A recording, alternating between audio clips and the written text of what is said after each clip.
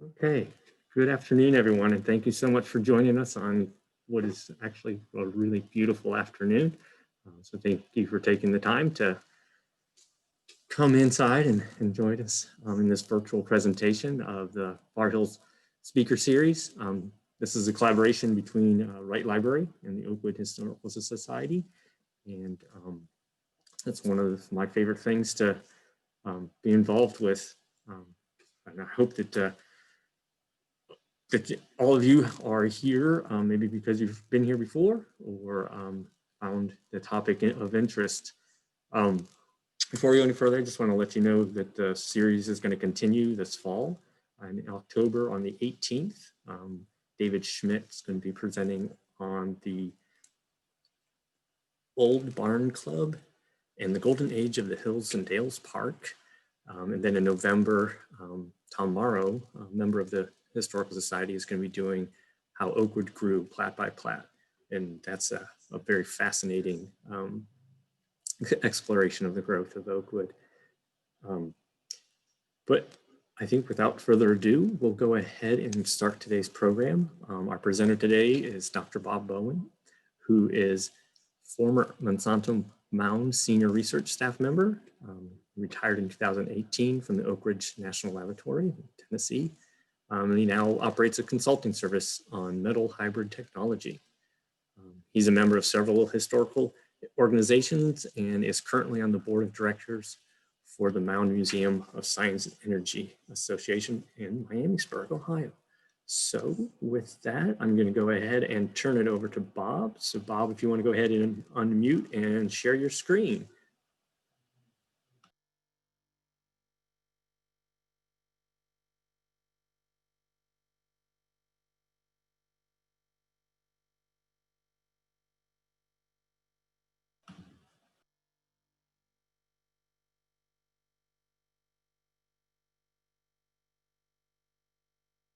Unmute. So hopefully you see me. Share screen. All right. I think now I'm unmuted, and I believe I will go full screen on my presentation. And as Brian said, I'm Bob Bowman, and we're going to talk today about the overview of the Manhattan Project. This is the 75th anniversary of the first atomic bombs. And to start with, this is what an outline of what I'm going to cover today. We're going to start with radioactivity and nuclear fission, sort of the pathway. What are some of the fundamentals that are involved? We'll go then to the formation and organization of the Manhattan Project itself, where we describe the two atomic bomb designs that were actually used during the war. Then go into some detail on what the Manhattan Project consisted of, assignments and major activities. Going to the Trinity test, the first detonation of an atomic fission bomb, and then the bombing of Japan, 1945. A very brief summary of what happened immediately following World War II with the Atomic Energy Commission, and then a brief summary of what the overview of the Manhattan Project was. What's not included is personalities of people involved, the scientists, the military, a bunch of other activities, because I'm only limited to an hour or so. And there's a lot of stories here. And so we're going to try to focus on what is the science and technology behind the Manhattan Project and what it took to get there. And hopefully, let's see, there we are. So this is an overview of radioactivity and nuclear fission. This little schematic shows what a fission chain reaction is, where a neutron, a neutral particle, hits a isotope or an element. This is uranium-235 that splits into two other elements, but also emits two or more neutrons simultaneously, which then continue and progress to release a lot of energy in a very short period of time. We're talking billions of seconds for the process to continue. So that's what the fission chain reaction is. But to get there, we need to talk a little bit about what's going on. One is these are radioactive elements. This is radioactive decay, where atoms are composed of a nucleus, and this is a structure which are themselves composed of protons and neutrons. Protons are positive charged elementary particles. Neutrons are negative ones. However, a neutron can actually fall apart and become a proton and emit an electron, which is called a beta particle. Some elements emit what's called an alpha particle, which has 2 protons and 2 neutrons together. This is actually the nucleus of helium, one of the light elements. And the time constant for that is called half-life. That's the time for 50% of the original number of nuclei to decay, and that is convert. And so that time constant depends on how fast that energy is released. The other particle I show here is called a gamma ray. This is basically very high energy light, electromagnetic radiation, and a lot of the energy that is released comes off in this form between those particles. So that's in less than a minute what radioactivity is. And here's an example. This is the simplest atom that's hydrogen. We have only a single proton. It's called protium and isotope. And then there's another particle with a single neutron that's called deuterium. Both of these are stable. That is, they will, unless acted upon by some other force, they will last billions of years. They will last indefinitely. But there's another isotope called tritium that has still 1 proton that makes it hydrogen, but 2 neutrons. And it will spontaneously emit a beta particle, that is an electron, and change a proton or a neutron into a proton, and that makes the helium-3 isotope.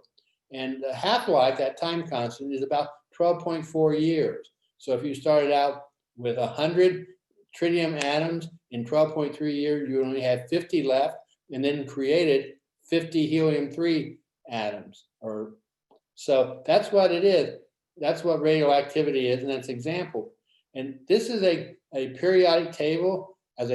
In chemistry, these are all the elements. These are all the materials known in the universe, starting with hydrogen, number 1, and going all the way up with 118 elements.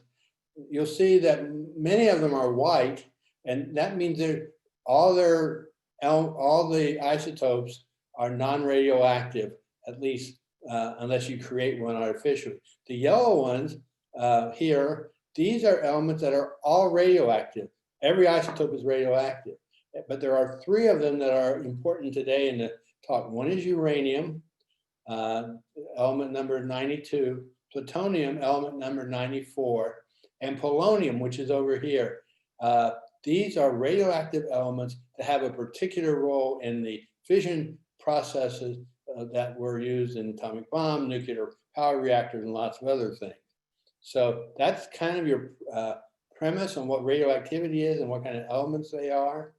And for uranium, there are 2 common isotopes, 238, that's the one here. And what it does is it emits an alpha particle. It changes by emitting different particles, goes through a large number of decays till it ultimately becomes a stable isotope, in this case, lead, and has emitted alpha and beta particles over a period of time. And there's also an isotope 235. The difference is it has 3 less neutrons with the same number of protons, that is 92.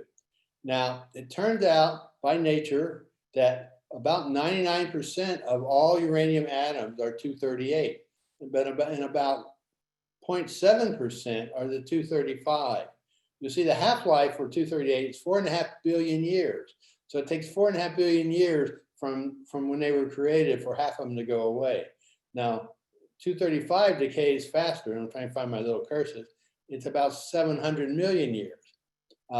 There's another very rare one, 234, that lasts, but that doesn't have any direct play in what we're talking about in fission reaction. But those are uranium.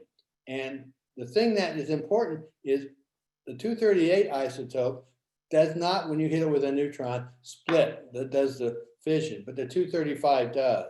And this is that schematic where that neutron is absorbed by the uranium-235.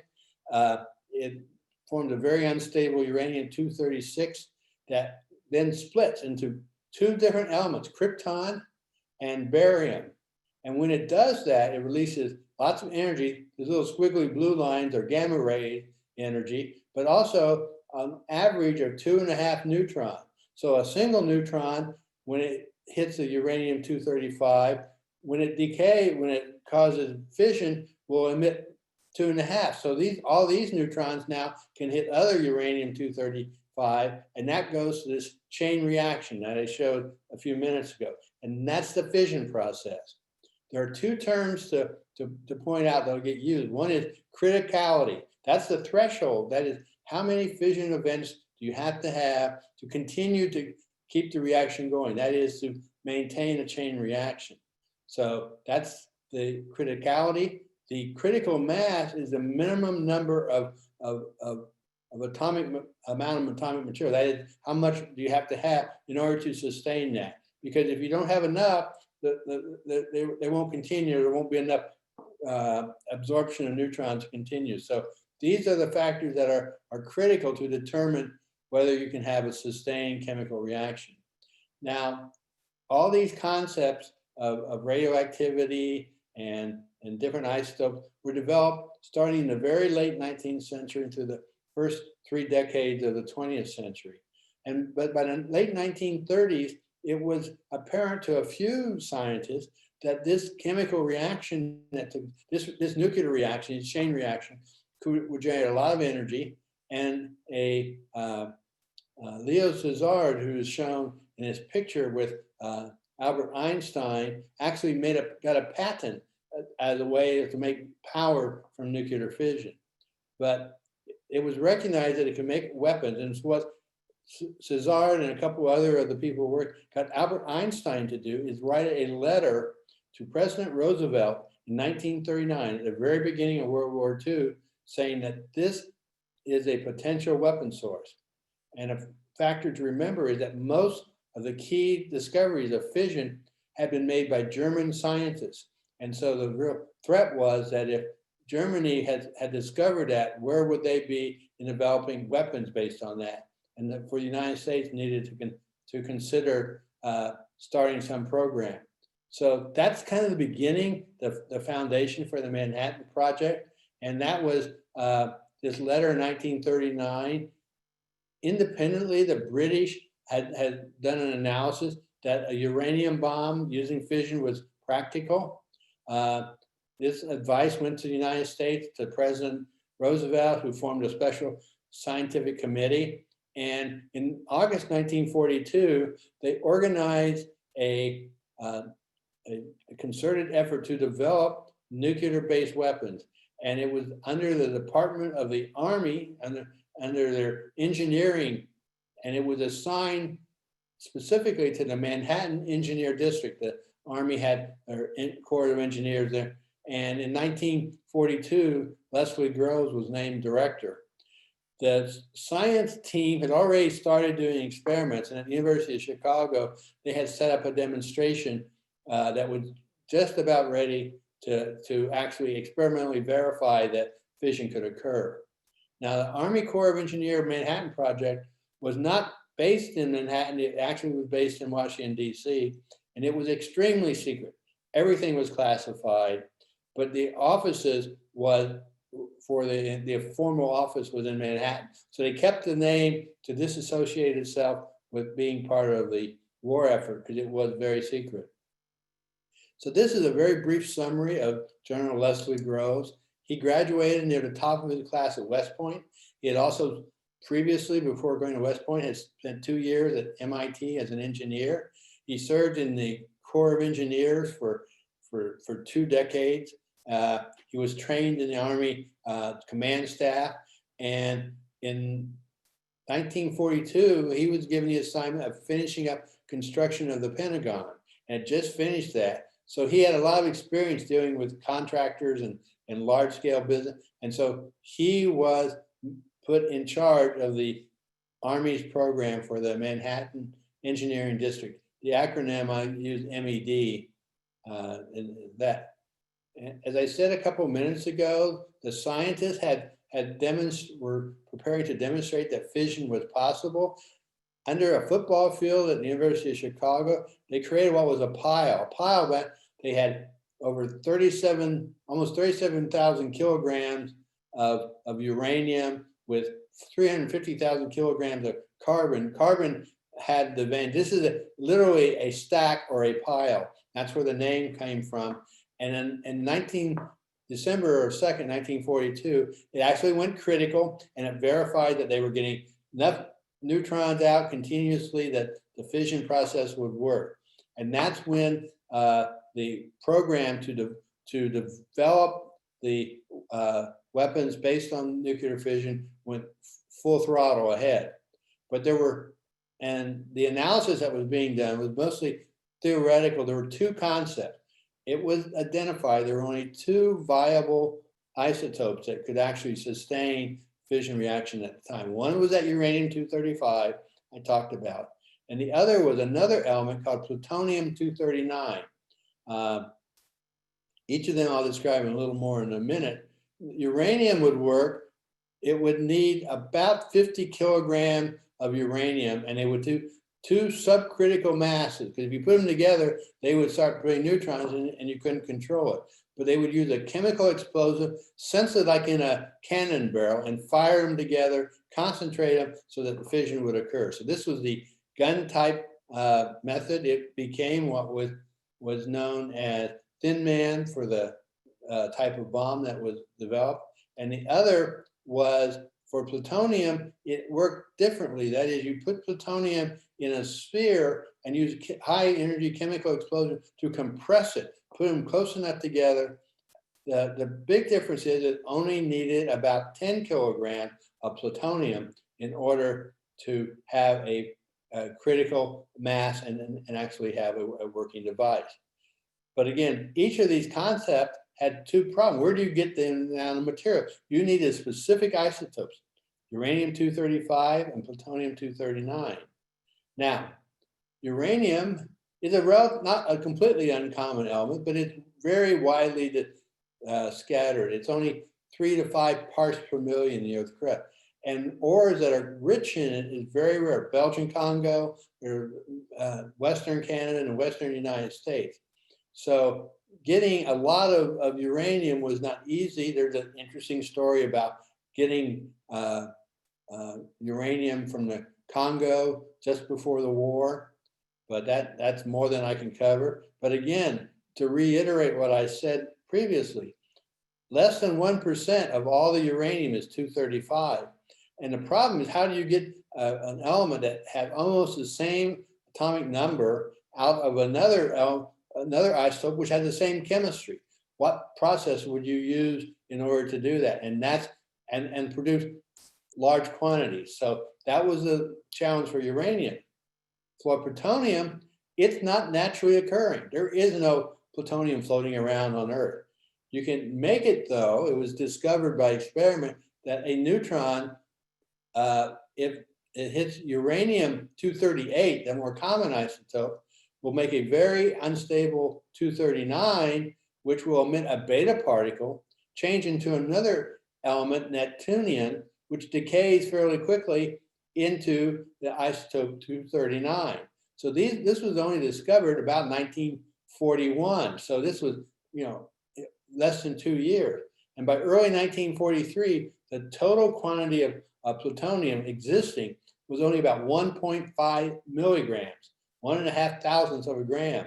And if you recall on the slide, you needed something for a single bomb of like 10 kilograms. So you need almost 1 million times more than what existed at the time. So that was a challenge for the Manhattan Project. And what they did was they explored two ways. So you start with natural abundance uranium. You start out as an ore, it's an oxide, you have to chemically separate it and get it to metal. And then they took two paths. One path was to take the uranium and separate out the 235 by multiple processes, what they call gas diffusion, electromagnetic separation, centrifuge, in order to concentrate that one isotope out of there. The other way was to take the uranium, put it in a reactor with graphite where you generate neutrons, irradiate more uranium, and then chemically separate out the plutonium. So each of these processes had to be developed quickly and on large scale. And that's what the Manhattan Project set about doing. And this is a overview of those projects. And here's the headquarters in Washington, D.C. This was Leslie Groves directed it. And this is the University, there we are. If you see here, this is the University of Chicago. That's where they first sustained the reaction. That's where they first made small amounts of plutonium. What there were 3 sites of location and assembly. The first one was Clinton Labs, outside of Clinton, Tennessee, where they built a first generation reactor called X10, chemical diffusion process buildings. So there's 3 facilities, which I'll describe more thoroughly in a few minutes. The other production site was up in Hanford, Washington, where they would build large reactors to irradiate uranium to make plutonium, then chemically separate it. All the work was coordinated at a called V site, which was in Los Alamos, New Mexico, out in the mountains north of Albuquerque. And that was where the direction, that's where the scientific technical coordination direction was hit. And I point out here the Trinity site, that's where the first test was occurred, which is about 100 miles south of Los Alamos. I want to put the little red dot here, or the star here, to point out the Dayton project. It was a very small part, but critical part, where the Monsanto Chemical Company of Dayton, Ohio, was given an assignment for processing that polonium. I told you that polonium was needed for an initiator. I'll describe that more in a few minutes, but that was used there. And so we'll talk about that in a little more detail later on, but I'm going to cover the other ones first. And again, this is Robert Oppenheimer. He was the director of the Los Alamos Laboratory and the chief scientist for the entire Manhattan Project for the research and design. He graduated, valedictorian, had spent a summer in the youth because he had been very sick and after high school, and went up into New Mexico and actually identified a place that would have became Los Alamos, away from the mainstream, yet connectable by rail and so forth to allow it to occur. He went to, after he got recovered, he went to Harvard, graduating with summa cum laude honors in 3 years, went to graduate school in theoretical physics under J.J. Thomson and Max Born over in Germany. These were Nobel laureates. He joined the faculties of both University of California, Berkeley simultaneously, known for his insight in theoretical physics, and led the neutron design in 42. And then in October of 42, Groves appointed him the head of the Manhattan Project. Oppenheimer has a very complex lifestyle and interaction, but I'm just pointing out that he was the leader of that. And he based the Project Y in New Mexico. This little red dot, that's where Los Alamos is, which is just north of Albuquerque, the state capital of New Mexico. And it's up on a mesa, on a high flat plateau in the mountains. And this was a boys camp, boys school that the United States government bought, the Army bought, and they set up their original facilities here. It was they had to go up a mountain, but they could control for security, but it was near enough railroads that things could get in. This is a photograph of what it looked like about 1945, where they had built facilities and housing. Everybody, people stayed there, they worked there, and the activities at Los Alamos were the main science and design. This was the concepts were developed, they were analyzed, laboratories were tested for components, the various devices were then fabricated in small parts, and they assembled the gadget device, which was the first weapon that was at Trinity. And they also integrated and assembled the 2 bombs that were used in Japan, Little Boy and Fat Man. These are just a couple of photographs of the measuring properties. All these properties everything was pretty much unknown. So very quickly, they had to make critical measurements, analyze, and develop. And that's what was done at Los Alamos. But now we need to go to where to get the material. And the Clinton Engineering Works were in eastern Tennessee, just northwest of Knoxville. Here's Nashville, the capital. Here's Knoxville's here, and right up here is where Clinton was. It's backcountry, but it was on the Tennessee Valley Authority land. So the Clinton, the river was here, the Clinch River, and so they had dams, irrigation, electrical power. 1942, Groves purchased had the government purchase 59,000 acres for the uranium production with DuPont Chemical as the operating contractor. Within 2 years, they had started from raw farmland and hill, built 4 major facilities that employed literally tens of thousands of workers. They were secret city. That is, I go back one slide. This is the Oakwood. This was just a couple little villages. They put a walled city around. People lived here, and everything was fenced in. There were armed guards 24/7. And people weren't told what they were doing. They were given assignments, and most of them didn't know what they were working on till after the bombs had been dropped on Japan in 1945. This is a housing, small prefab houses, thousands of people. The population grew from 3,000 in 1942 to 75,000 people. There was a tremendous number there were construction workers, engineers, scientists. The first facility they built was a larger scale, the X-10 uranium graphite reactor. This was a bigger version of the one that had been in Chicago, but also allowed them to start making plutonium 239. They had 2 grams of it by the end of 1943. They also built a chemical factory to do prototype extraction of the plutonium from the uranium. Again, a very complex process with lots of engineering. This reactor was also used to make the first amount of polonium by irradiating another element called bismuth. And so that would be part of that. That reactor continued to be used for a couple of decades, but it was the first one. But the main largest responsibility at Oak Ridge was preparing the uranium-235 isotope that was going to be used in the uranium little boy bomb. And what you would start with is natural uranium or concentrated in with that only about 0.7% uranium.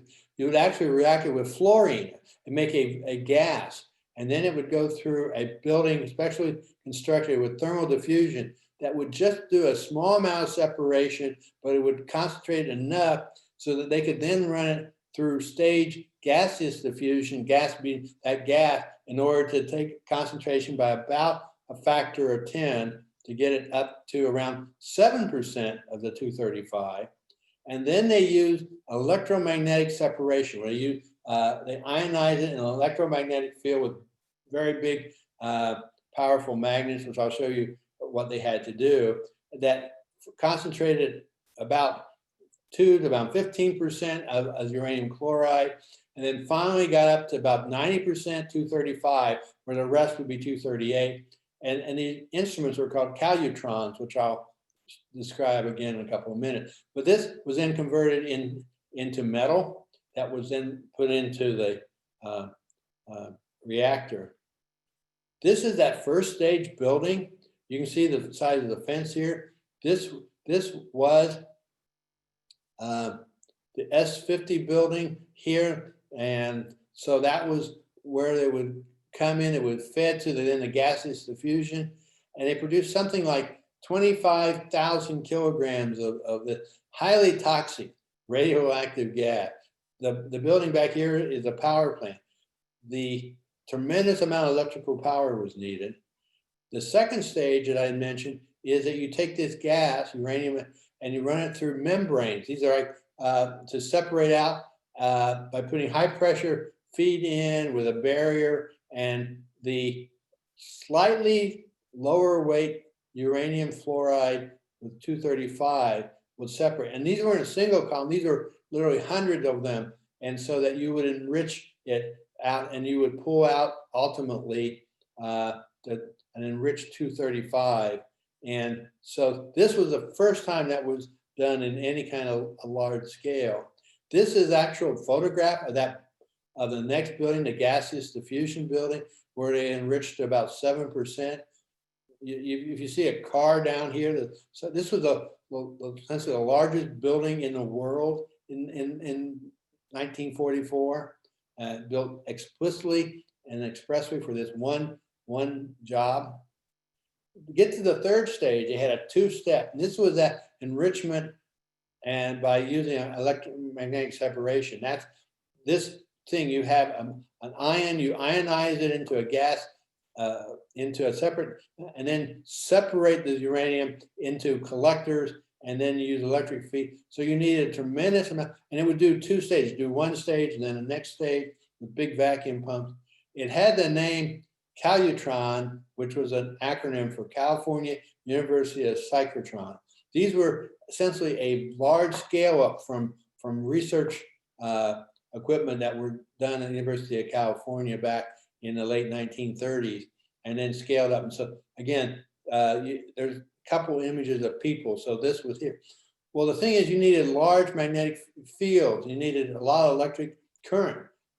And to do that, they needed a highly conductive metal. Well, all the copper was being used in conventional, I think. So what the Manhattan Project did is borrow 31 million pounds of pure silver bullion from the Treasury to make the coil. Silver has a very high conductivity, almost the same as copper. And so it would take the silver bar that was backing the US currency and convert it into plates and discs of silver, and so that these large magnets could be built. And we're talking about 14 tons of silver for each of the magnets that were built. These were then, they've started building in 1943. By the end of the year, they were working, and the Clinton work was consuming 1% of the total electric power produced in the United States to flow through these coils. And by the end of April 1945, they had made 25 kilograms of the bomb-grade uranium, and it continued to go to about 50 kilograms, the amount needed for one bomb. They had consumed 1.6 billion kilowatts power electricity. These are women that operated the devices. They were basically looking at panels and running it with monitoring.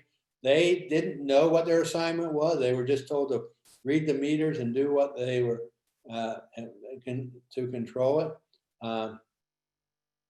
And so this was what was done at Oak Ridge area, Clinton Works.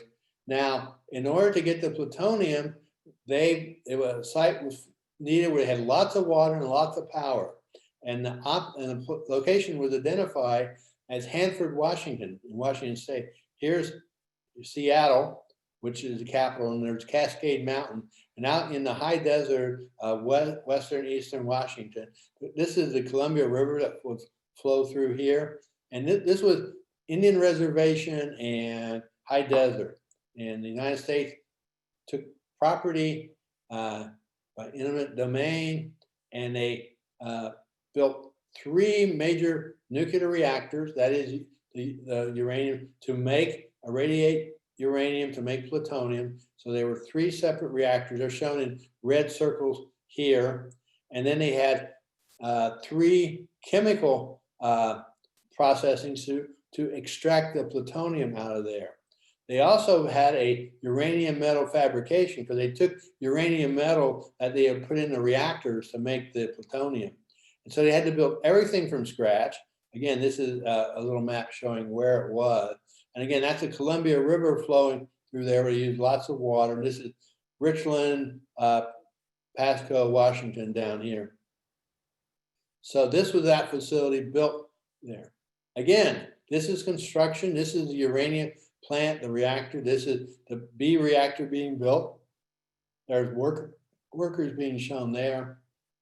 This is the chemical separation factory. It was called the Queen Mary.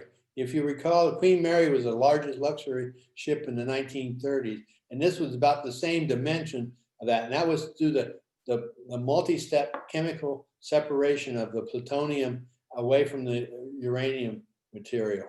And again, they needed housing because there were no places. They built temporary housing with mess hall. They had up 30,000 people living here. They had racially and sexually segregated barracks for men and for women.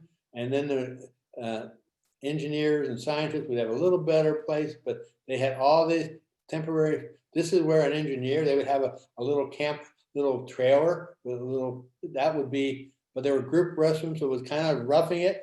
And there had a population of like 12,000 people here because families would come and men would be working. Sometimes the women would work in different jobs. This is where the uranium metal was processed.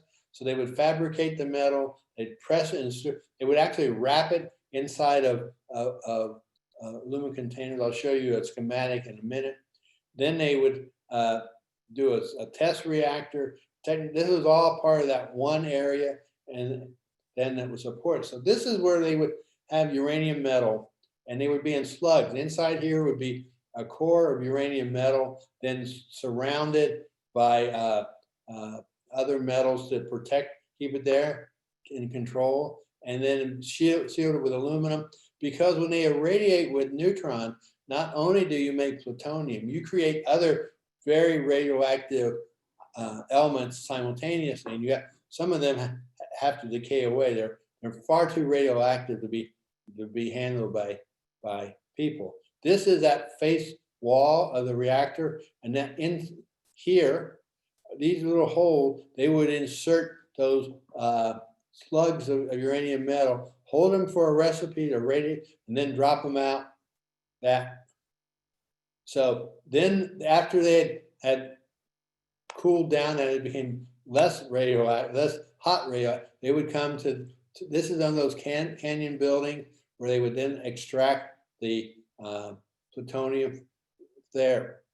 So doing that, building up those facilities, starting in 1943, and in a little over 2 years, this chart shows by date, starting in 1944, this is how much plutonium in kilograms per month were being produced at Hanford to deliver to Los Alamos to integrate into devices.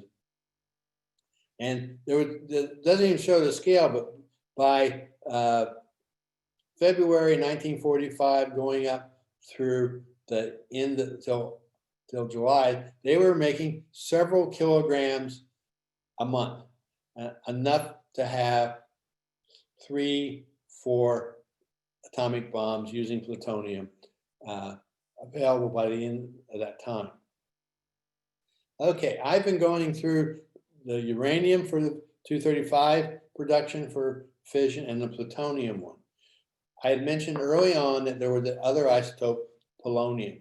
Polonium was needed as a way to generate neutrons at the beginning of the fission reaction.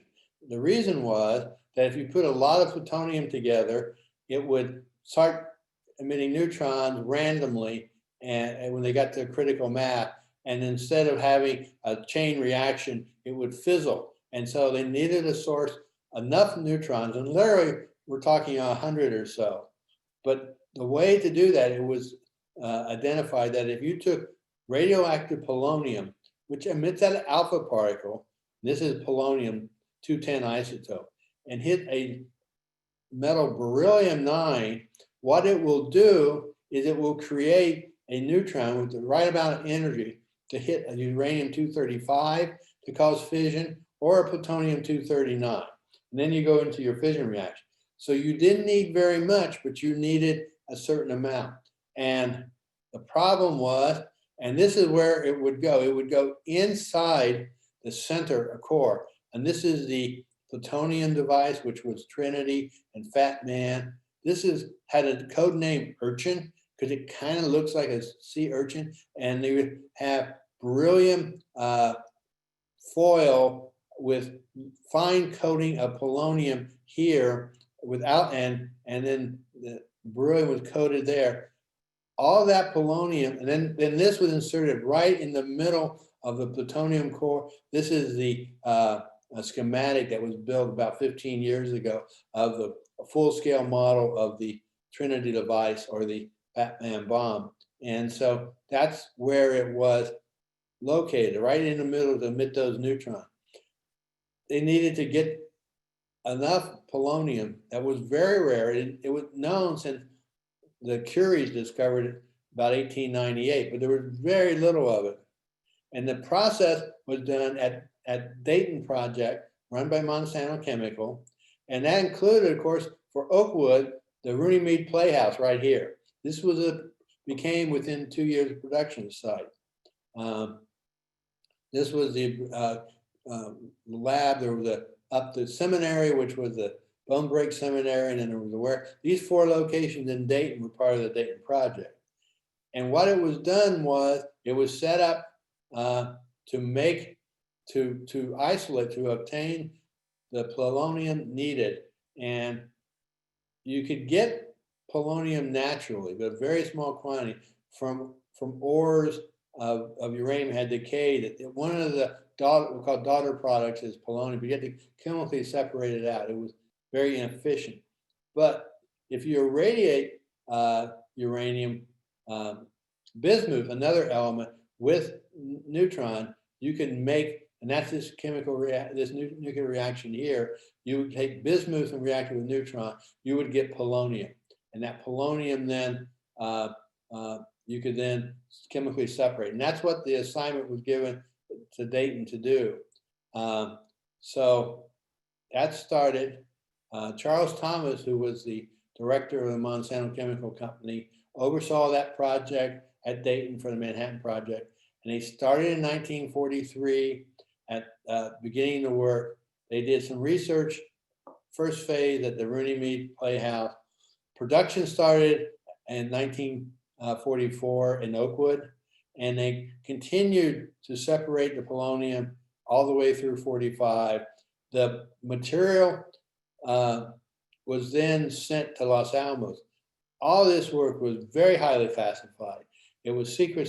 In fact, even the people in the Manhattan Project mostly didn't know about it. And much of the work wasn't declassified until 1983, almost 40 years after it had been done. So, but what was done at Dayton was using the chemical ore extraction, they were able to get about 9 milligrams of polonium, that's milligrams, from 37 tons of lead oxide ore, which was just about enough for 1 bomb initiator. They took 50 tons of bismuth that had been irradiated, mostly done here in Oakwood, and they were producing something like 8 milligrams polonium per week. And that's what they used to fabricate the urchin devices. And the polonium in the little foil containers were shipped out to Los Alamos to be integrated into the device. So those are the components. Now that I've covered those, I want to now say, okay, the concept of the uranium gun design, the analysis said it would work. However, it would need 100 kilograms for a single bomb. And if you'll recall, when I was describing Oak Ridge Clinton Lab, they barely made 100 kilograms by the 1945.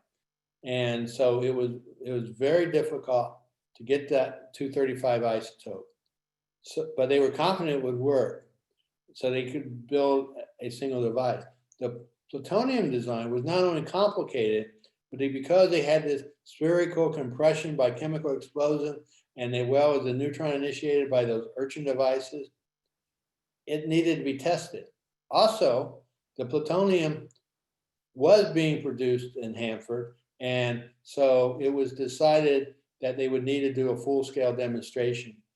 And that was the device they called the gadget that was assembled at Trinity site in New Mexico. It's shown on the map. And this is the test tower. It's a 100-foot tall tower, and up here is where the device prototype bomb was. Now, again, let me remind you where Trinity is. Here's Los Alamos in this insert map, and south of Albuquerque is out in the middle of the desert off Rio Grande is this Trinity site. It was a military base. It was flat. There were not many people around, and it could be isolated.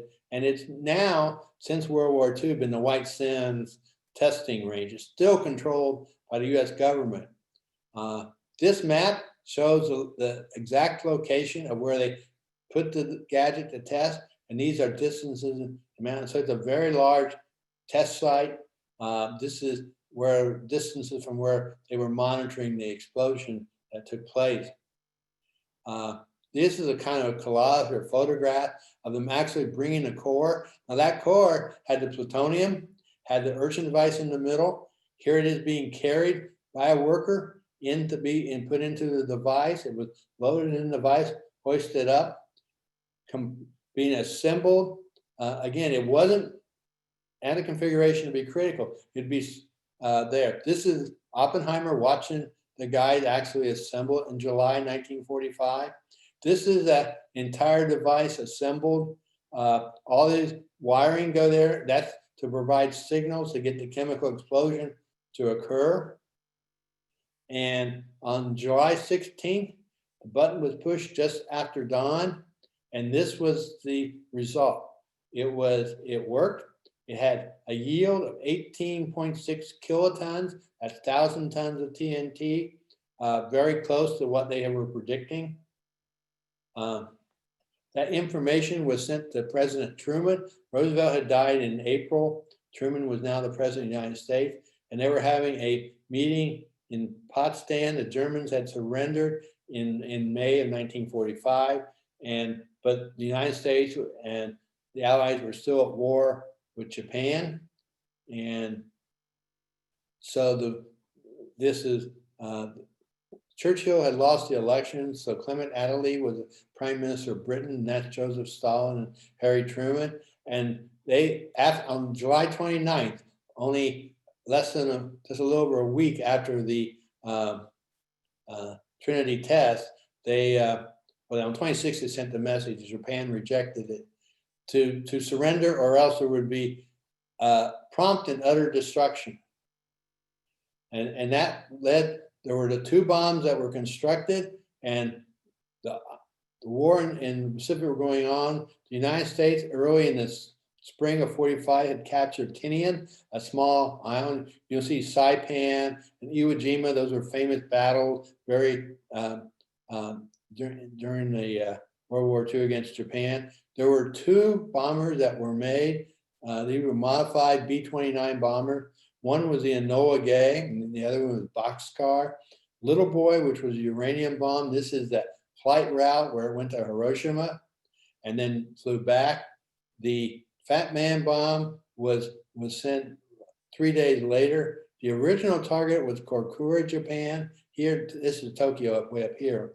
But because of weather condition, they diverted and went to Nagasaki and dropped the plutonium bomb there, flew back to Okinawa, and then back to Tinian. So those were the paths. This is that Little Boy bomb. It was Paul Tibbets was the commander. This is just after loaded, and it was dropped there. This is the result. That's the mushroom cloud developing, and this was a science center in Hiroshima at 8 a.m. in the morning, 1946. That was what was left. I have a little description of the consequences in a minute. Again, Japan still didn't surrender, and so on the August the 9th, Charles Sweeney took off in boxcar, and they ended up going to Nagasaki, as I said. This is that schematic of what the Fat Man looked like. This is that implosion device. The neutron source, that's the the polonium from Dayton was put in here to make those neutrons in the Urchin. This is that plutonium that surrounds it. They use another layer of uranium to reflect neutrons, the chemical explosion, all of that to go. This shows that laid out with aluminum and plutonium here. The other uranium was to force more neutrons back in there to continue fission. This is a photograph of what that bomb looked like just before it was loaded onto Bhaskar. And that's the explosion that took place at 11 a.m. in 1945. It had a yield of about 21 kilotons, and that was what the ground zero looked like at Nagasaki after the bomb was dropped. So in essence, the little boy, the uranium bomb was used in August 6th, and the Fat Man in August 9th, 1945. Simultaneously, the Soviet Union declared war on Japan, and they started to invade Manchuria. And the Emperor of Japan, Hirohito, announced the surrender on August the 15th. And the formal surrender of Japan occurred on September the 2nd, just a little over 75 years ago today.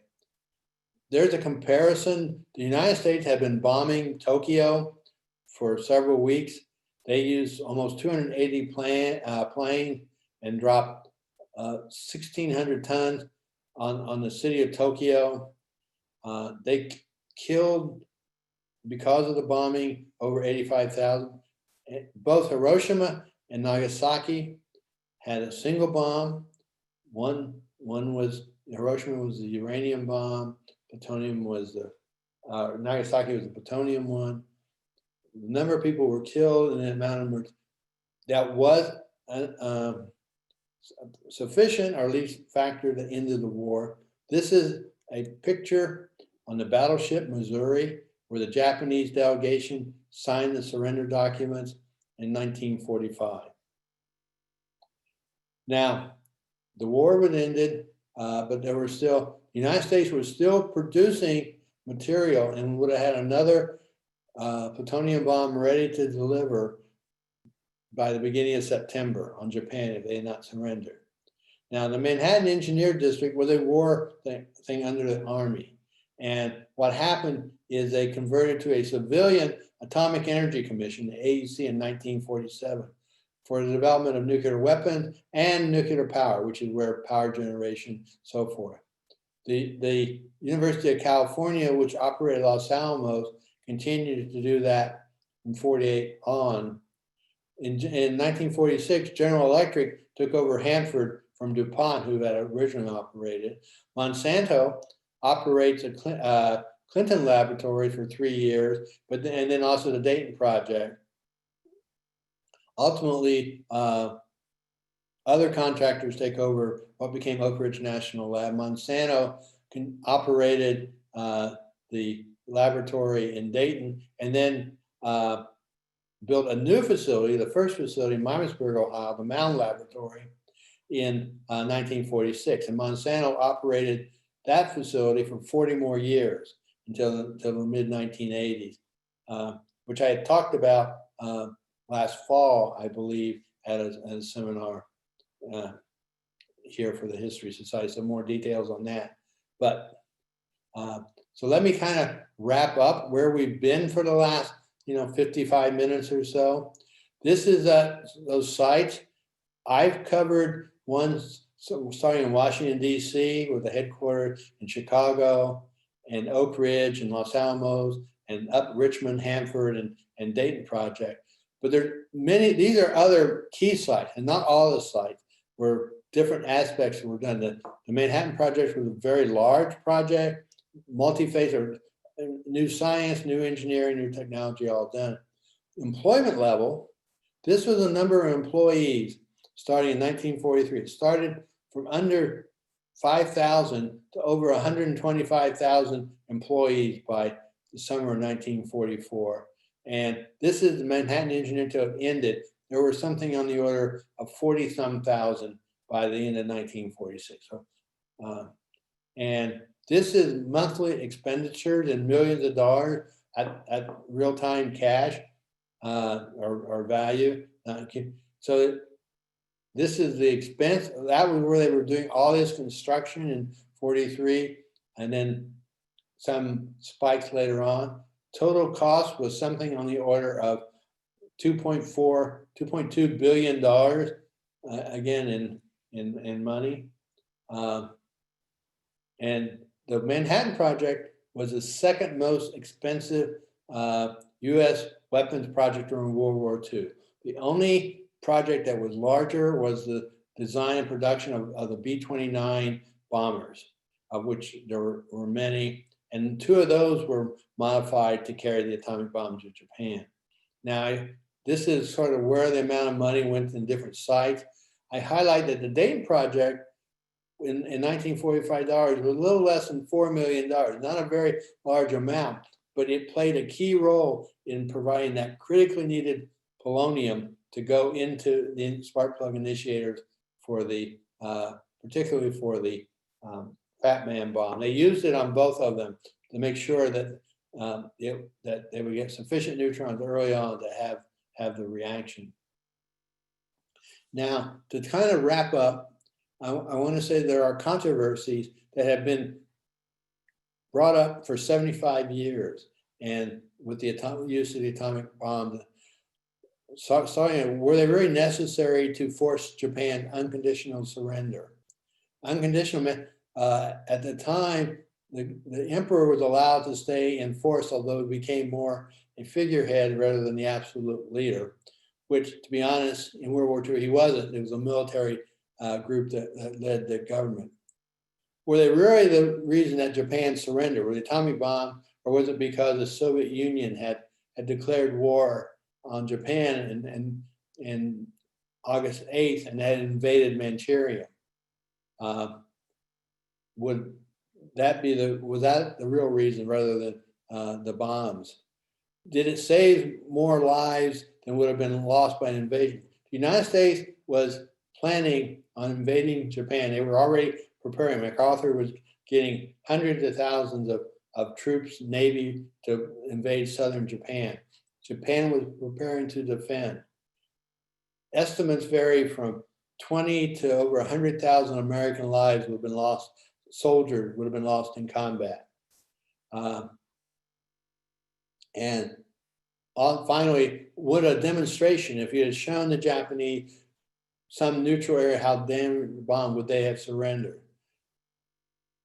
Those points have been debated off and on for 75 years. And it's gone back and forth. Generally speaking, the consensus by knowledgeable individuals, historians who have access to the information, said that the bombs used on Japan were a major factor, if not the primary one, for causing the surrender. Again, it's very controversial, and history is very complicated. And with that, I'm going to end the presentation. If there are questions, I will try to address them. I want to point out there are two good books. One is Polonium in the Playhouse by Linda Carrot Thomas. That's a description of the Dayton Project in particular. She's spoken here in the past. So it's a very good book on highlighting what was the virtually unknown Dayton Project apart. And the other one is a revised edition, The History and Science of the Manhattan Project by Bruce Cameron Reed. It just got updated a year or so ago. It added more material, clarify a lot of things. Both are, I recommend, as very good books to learn more about the Manhattan Project and Dayton's role in it and what happened in Oakwood. And with that, I'll thank you for your time. And so I think we're done with the presentation. Excellent. That is fabulous. Thank you, Bob. That was wonderful.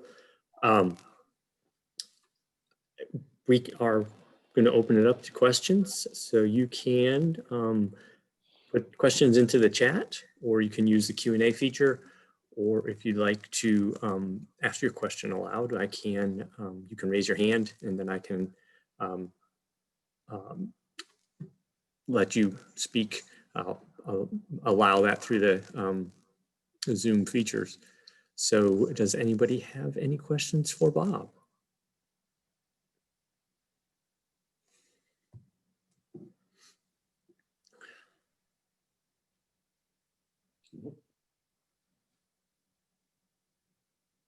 And it's okay if you don't, because that was a very thorough presentation.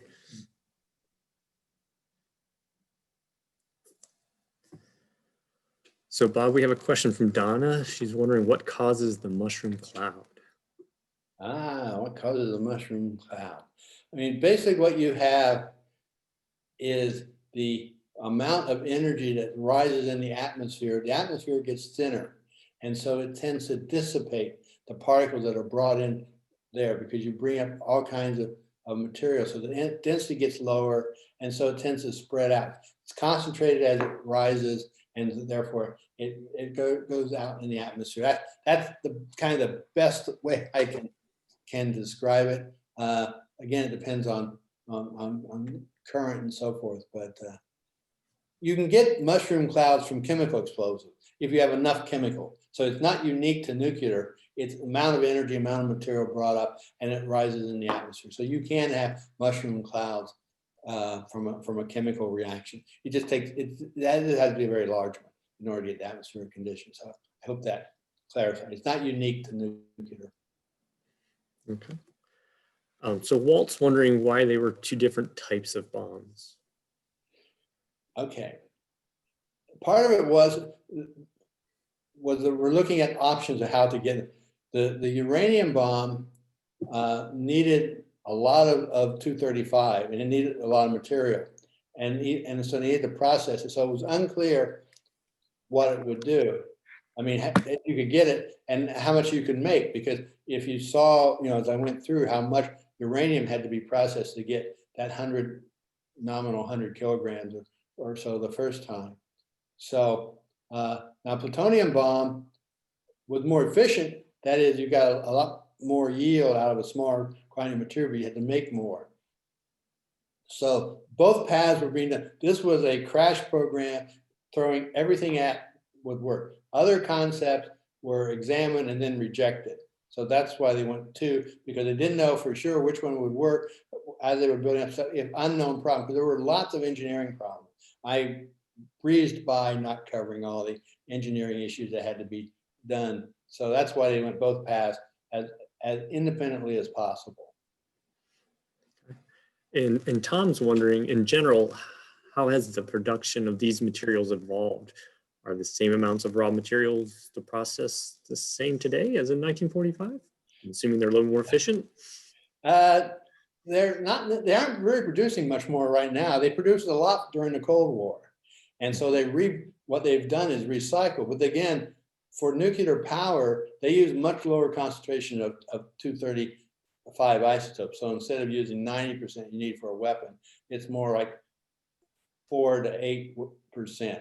So you need less, but you need for power. For plutonium, they produced it with large amount of material at both Savannah River in South Carolina and at Hanford. Hanford was producing for 50 years. So they use pretty much, now what they do to get the elements is they dismantle old bombs and replace them, recondition them. And that's being done at places out in Texas, Amarillo, Texas, outside of Amarillo, called, forgot. I would remember, but it wasn't part of the Manhattan projects, but I know what it is, but I can't think of this very minute. Pantex. It's Pantex in Texas, outside of Amarillo. So they're still secret. They don't tell you very much of what they do, but that's a lot of the bombs. So that's what they don't. There's no real production now of those. They're using reserves that were made, but they made a lot of material for the 40 years of the Cold War. Okay. So Tom says thanks. And Don is wondering how much was known about what the Germans were doing. Not a lot was known. There was concern. In fact, there's a story of an American spy who went over there and spied on the German. His name was Mo Berg, and he had orders to kill Heisenberg. If Heisenberg was on the path to the uranium bomb. There was actually a center located south of Stuttgart where the Germans were doing research.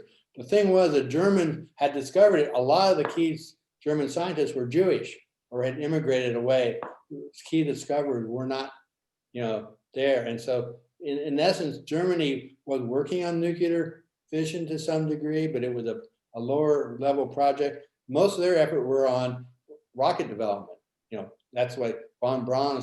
So they were effective weapons to use there. So the Germans had knowledge. After the war, they collected, the Allies collected the German and put them in a holding center for several months and questioned them and listened to them. And they found out that the Germans had not advanced very far in the 10 years, but they certainly had the fundamentals, and they understood it when they started seeing what the Americans did, but they didn't have the resources. Germany didn't have the resources to do that. So, you know, it's kind of a combination of things, and not by the German government not wanting to do Jewish science, which was what a lot of the nuclear was, plus the efficiency of trying to do rockets versus, so it's a combination thing. But again, an interesting story unto itself. Interesting. Okay. Okay. I see a question and answer one or a chat one. I think Brian's controlling all this. Yeah. So in the question and answer, we just have a thank you from Walt. So Okay. Appreciate that, Walt. Does anyone have any further questions? Just so you know, we have recorded this and we'll be putting it on YouTube and sharing that with all of you. So feel free to share it with other people. And remember that coming up in October, we'll have David Schmidt doing the presentation on Hillsdale Park. That should be. Can I just add one thing? I want to thank you, Brian, for being a very helpful moderator. It's been I appreciate it very much today, making it go fairly smoothly. Oh, absolutely. And there was a question about what happened to all the waste. So Donna's asking what happened to all the waste in Dayton? It got hauled to Oak Ridge and then it got hauled out to New Mexico. So they took it first from Dayton to Miamisburg, where the Mound Laboratory was. And then when they were cleaning up Mound Laboratory 20 years or so ago, they took it out west. And it's still out there. They took some to Oak Ridge, Tennessee, and then they took some. So it's kind of scattered, but there was a lot. But not as big as some of the others, but there's none left in Dayton that I know of, and none left at Mound. Although they monitored the Mound location still, because there was work done afterward, you know, they did work on plutonium and other things afterwards. But it got hauled away elsewhere, still being waiting. Okay. Well, I think if there are no further questions, I will go ahead and wrap it up. And thank you everyone for attending. And Bob, I really appreciate your time and your expertise. It was a wonderful presentation. And thank you very much. And we're going to go ahead and end it here. Thank you, everyone. Enjoy the rest of your afternoon.